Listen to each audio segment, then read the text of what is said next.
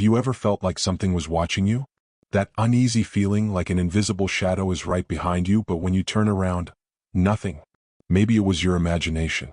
Or maybe something that shouldn't be there actually was. Since the beginning of time, people have reported encounters with the unexplainable. Stories that span generations, whispered at the foot of the bed, at dinner tables, or in fearful whispers. Fear, after all, is a universal language. What happens when the dead find no rest? When the voices of the past still try to make themselves heard? Every culture has its own ghosts, its own warning signs. In Japan, there are onryo, vengeful souls that come back to haunt the living. In Mexico, Llorona wanders in search of her lost children. In Brazil, there are reports of cursed roads and houses where time has stopped, places where darkness seems to breathe. But the stories you will hear today are not just legends. These are reports coming from real people who faced something that logic cannot explain. Maybe after listening to them you will also start to question. That noise in your house, that sudden chill on the back of your neck, was it just a coincidence? Or is something trying to communicate? Get ready. What you are about to hear could change the way you see reality. Because sometimes the scariest truth is that we are not always alone. The night was silent and dark. The streets were empty and only a few dim lights illuminated the way. A young woman named Sarah was returning home from work. She was alone and the silence made her nervous. Sarah walked quickly, trying to get home as quickly as possible. She looked back several times, afraid that someone was following her. She got home and locked the door tightly. Sarah took a deep breath and tried to calm down. She knew there was nothing to fear, but the feeling of being alone in the night made her scared. She turned on the light and went to the kitchen. She grabbed a glass of water and drank it. She was thirsty and hungry. She went to the fridge and grabbed a sandwich. She ate the sandwich and drank more water. She felt better. She went to the living room and turned on the TV. She watched TV for a while but couldn't concentrate. She was thinking about the night and the feeling of being alone. She turned off the TV and went to her room.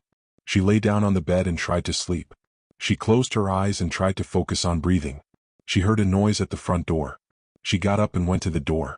She looked out the window and saw nothing. She went back to bed and tried to sleep again. She heard another noise, this time at the window. She got up and went to the window. She opened the curtain and saw a black cat looking at her. The cat meowed and disappeared. Sarah closed the curtain and went back to bed. She tried to sleep again but couldn't. She was scared. She turned on the light and sat on the bed. She waited and waited, but she didn't hear any more noise. She finally managed to sleep. When Sarah woke up the next morning, she felt better. She knew that what she had heard the night before was just her imagination. She got up and got ready for work. She left the house and looked back. She saw nothing but the silent, dark night. The abandoned house was at the end of a deserted street, hidden among trees and bushes. It was an old building with cracked walls and broken windows. The roof was covered in moss and lichen, and the main door was locked with a rusty padlock. One day, a young girl named Alice was walking through the neighborhood when she came across an abandoned house. She was curious and decided to go in despite being scared. The door was open and Alice entered cautiously.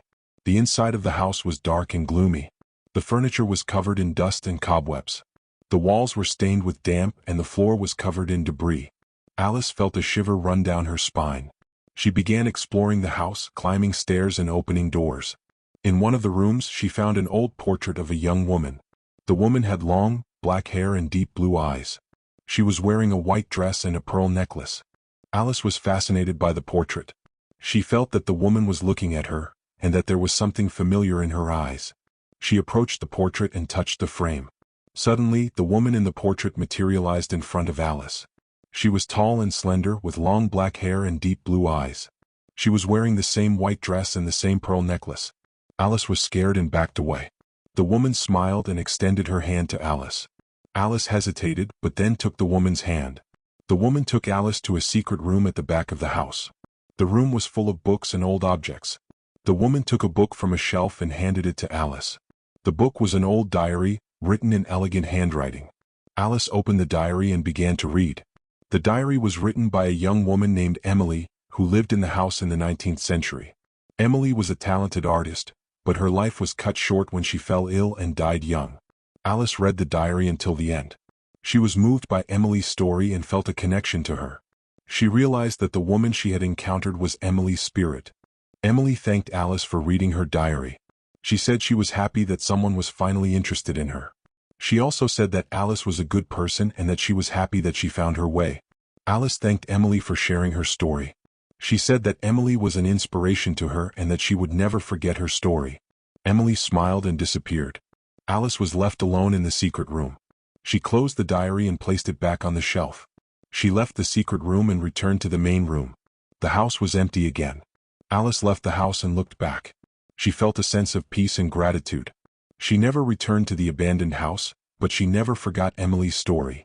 She learned that everyone has a story to tell, and that each story is important.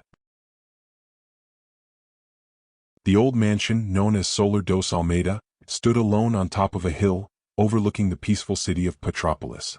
Built in the 19th century by a wealthy family of coffee barons, the property boasted imposing architecture, with spacious halls, marble staircases and lush gardens.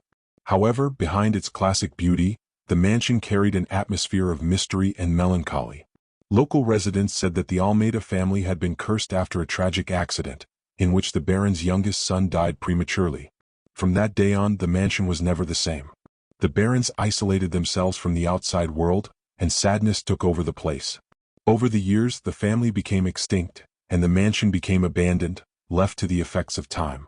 Isabella, a young writer of suspense novels, had always been fascinated by ghost stories and haunted places. When he came across the sale advertisement for Solar dos Almeida, he did not hesitate to purchase the property. She was looking for a peaceful refuge to dedicate herself to writing and, at the same time, uncover the secrets that the mansion hid. Upon moving into the mansion, Isabella immediately felt enveloped by an aura of mystery. The silence was almost deafening, and the sunlight seemed to have difficulty penetrating through the dusty windows. The writer was enchanted by the decadent beauty of the place, but she also realized that there was something strange about those walls. In the first few days, Isabella began to notice small signs that made her question her sanity. Objects moved without explanation, doors creaked mysteriously during the night, and whispers echoed through the empty hallways. The writer tried to rationalize the events, attributing them to the old house and her fertile imagination. However, the phenomena intensified over time. Isabella began to have vivid nightmares about scenes from the Almeida family's past, such as the baron's son's accident and the deep sadness that befell the mansion. She also began to feel a strange presence, as if someone was constantly watching her. Determined to unravel the mysteries of the mansion, Isabella began an investigation into the history of the Almeida family. She researched historical archives, interviewed local residents and searched the mansion's rooms for clues. The deeper she delved into the story, the more disturbed she felt. Isabella discovered that the baron's son, in addition to having died in the accident, was a troubled young man, with violent tendencies and a history of strange behavior. There were rumors that he practiced macabre rituals in the basements of the mansion and that his spirit still roamed the mansion, tormenting those who dared to disturb him. The writer became certain that she was not alone in the mansion. She felt the presence of the baron's son's spirit, which manifested itself in increasingly frightening ways. Objects fell, pictures moved, and shadows danced across the walls.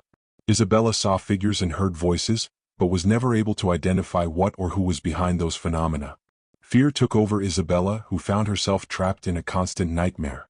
She couldn't sleep anymore, she couldn't write or even leave the house. The writer felt increasingly fragile and vulnerable, at the mercy of supernatural forces that terrified her. One stormy night, Isabella woke up to a crash. Lightning had struck the mansion and the power went out. The writer got out of bed, terrified, and began to walk through the dark corridors, guided only by the dim light of her cell phone. Suddenly, she heard a whisper in her ear, a hoarse voice that said, "You shouldn't be here." Isabella turned and saw a shadow approaching. She screamed, but the sound didn't come from her throat. The shadow materialized into a human figure, a tall, thin man with long hair and red eyes. The writer recognized the spirit of the baron's son, who stared at her with hatred. The spirit advanced on Isabella, who cowered, expecting the worst. However, the touch never came. The writer opened her eyes and saw that the spirit had disappeared. She looked around, confused, and realized she was back in her room lying on the bed. Isabella got up, exhausted, and went to the window. The storm had passed and the sun was beginning to rise. She looked at the mansion and got a shock. The mansion was different, brighter, more welcoming. Isabella felt an inexplicable peace, as if the mansion had been purified. The writer returned to bed, relieved, and fell soundly asleep. When she woke up, she felt renewed, as if a weight had been lifted from her shoulders. She got up, had coffee, and went to the office, ready to get back to her life. Upon arriving at the office, Isabella found a note on the table. The lyrics were unfamiliar, but the words were clear: "Thank you for freeing us." The writer smiled, excited, and realized that her mission was accomplished. She had unraveled the mysteries of the mansion and, without knowing it, helped to free the spirits that lived there. Isabella continued to live at Solar dos Almeida, but the atmosphere of the place had changed. The silence remained, but it was no longer frightening, and the presence she felt was now welcoming. The writer never saw the spirit of the Baron's son again, but she knew he was at peace, as were the other members of the Almeida family. From that day on, Isabella began writing even more engaging stories, inspired by her experiences at the mansion. Her books became successful, and she became a renowned writer.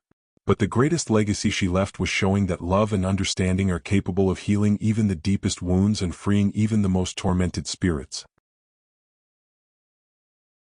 In Japan, old hospitals carry more than medical history. Some say that certain souls never leave. That's what happened to Ayumi, a nurse who worked the early morning shift at a Tokyo hospital.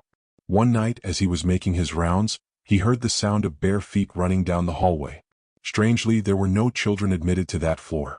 But when he turned around, he saw a small figure at the end of the corridor, a girl with black hair covering her face. Ayumi blinked, and for a moment the girl disappeared. But something worse happened. When she looked at the glass in the infirmary, she saw the child's reflection, right behind her. The following days were torment. Every time Ayumi entered that corridor, she smelled a strong smell of withered flowers, a sweet perfume, but at the same time rotten. Some colleagues began to notice shadows moving in the empty rooms. A security guard, who tried to ignore the rumors, woke up paralyzed in the break room, feeling small hands pressing on his chest. A week later, a priest was called to bless the place, and strangely the phenomena stopped. But Ayumi never forgot what she saw. And to this day, employees say that if you hear light footsteps in the hallway in the early hours of the morning, it's best not to look back. This story took place in an isolated village in Scotland, a place shrouded in fog and secrets. A young girl named Eleanor grew up hearing about the Woman of the Woods, a spirit who, according to her elders, appeared to those on the verge of death. To her, it was just another story to scare children. Until, one night, Eleanor and her family faced something that would make them question everything. His father, an experienced woodcutter, did not return home. The clock was almost midnight when a strange noise echoed through the house. 3 sharp knocks on the door. Outside, no one. Just the dense fog and a silence that weighed heavily on the chest. Eleanor's mother, pale as a corpse, locked all the doors. "Don't open it," she whispered. But Eleanor, young and skeptical, couldn't resist. When he peered through the crack, he saw a silhouette. A woman with long disheveled hair, wearing an ancient robe, stood at the edge of the forest. And then she spoke. His voice was a drawn-out lament, cold as winter. "He's already mine." The next morning they found their father's body in the woods, with no signs of struggle, no visible injuries, just a frozen look of pure terror. What did Eleanor see that night? The spirit that had been feared by residents for centuries? Or just a delirium of collective fear? For his family, the answer was never clear. But to this day, those who live in the village avoid the forest at nightfall, for they say that if they hear 3 knocks on their door, it may be too late.